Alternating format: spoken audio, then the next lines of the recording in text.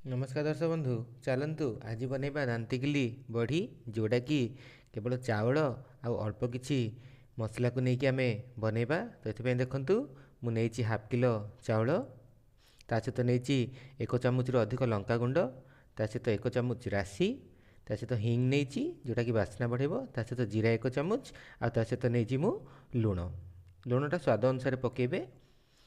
तो प्रथम आम कौन करवा ये चाउल को बतुरेई देबा धोईकी सफा करके बतुरेई नेबा। तो चाउल आमर बटा सरी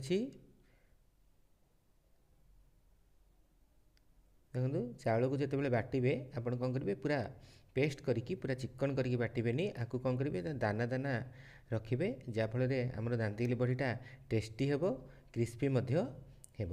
नेक्स्ट आम कौन करवा ना आम हाफ किलो चाउल नहींचे से अनुसार आम कौन करवा ना पानी देदेबा। तो आपण हाफ लिटर पानी को पूरा भलसे फुटे नेबे जमती ए बबुल सब उपरକୁ उठिबो से भली पानी गरम करेंगे। एबे मु प्रथमे कौन कली लुण को पके दूची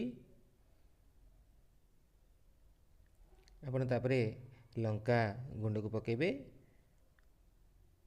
देखो जदि पानी बबल्स आसुव ताहले लंका गुंडा आपंकर कौन हम ना से गोल गोल होगी बा गोटा होगी रही पूरा सी रही। नेक्स्ट मु पकेदेली जीरा तापरे जो राशि रखी राशि को पकेबा।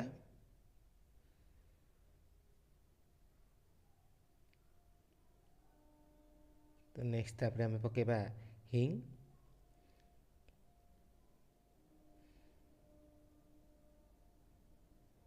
बर्तमान आम आपको चलेबा अनबरत एमती घांटा पड़ो जहाँफल कौन हो ना पानी सहित जो पड़ी आमर लुण मरीच गुंड हिंगु जीरा एगुड़ाक राशि सबुगुड़ा मिसीज फुटवा देवा। बर्तमान आम जो बाटिकी रखी चाउलटी को ताकू एथिरे पकई नेबा।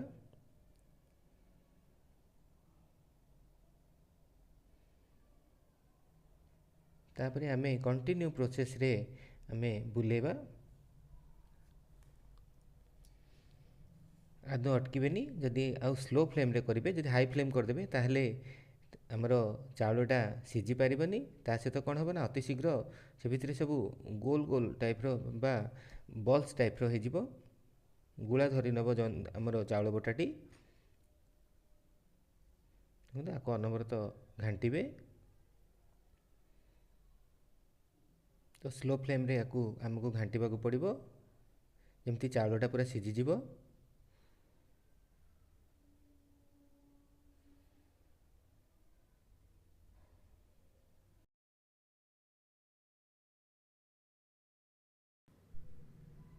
देखो आमर तो हो सारी आपको आम किसी समय ठंडा होगापी रखीदे कि गोटे भी गोटा पड़नी ठीक अच्छे आमर दांतिकिली करने आमर चाउल बटाटी सीझी ठीक से जाइए। आपको आम ठंडा होगापी रखीदे किसी समय 10 ରୁ 15 मिनिट रखीदे ये ठंडा हो।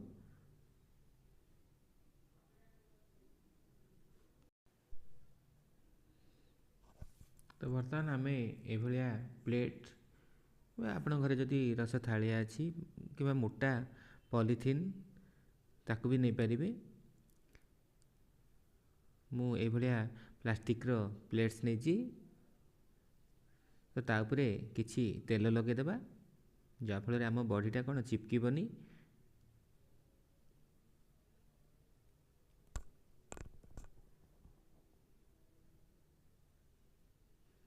तो मार्केट रे मिलूँ जो भाया भी आप दांतिली छांच नहीं कि आसपारे।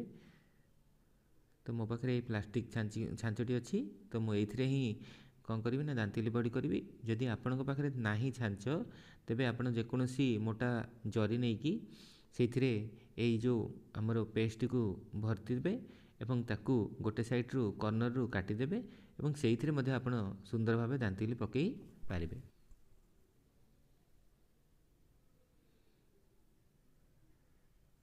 तो बर्तमान मुझे तो जो प्रस्तुत करके रखी ताकू देखो छांचरे किभली भाव में मु भर्ती करची।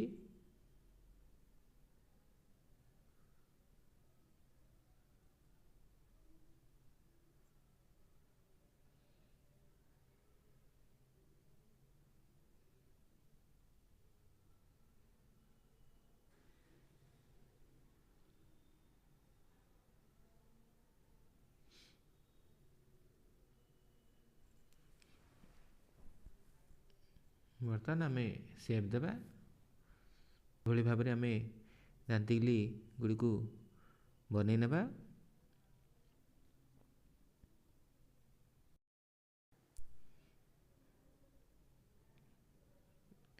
एमती सब गुड़ा बड़ी को आम पकई नेबा। आपण जिते करुँच तार कर्नर टी जमती प्रेस कर दौथे नाई तो सुखीगला ये छाणिला बेले छाड़ीज। देखो एंडिंग पॉइंट आप कौन करेंगे ना को प्रेस करदे।